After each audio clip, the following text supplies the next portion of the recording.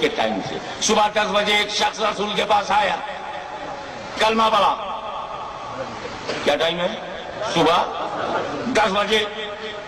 گھر پہنچا 11 بجے انتقال ہو گیا. 1 گھنٹے کے بعد انتقال ہو گیا. صحابی ہے کہ نہیں؟ دونوں کوالٹی پائی گئی تو صحابی ہے.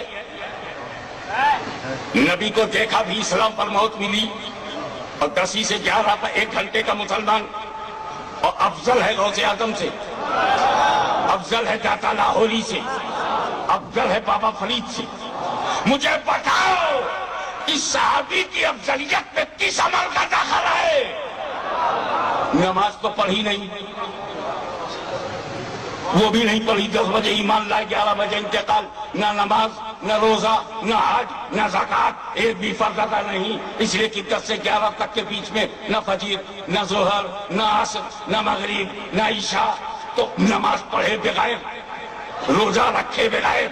تو یہ درجہ صحابیوں کو عمل سے نہیں ملا، مصطفیٰ کی نظر سے ملا.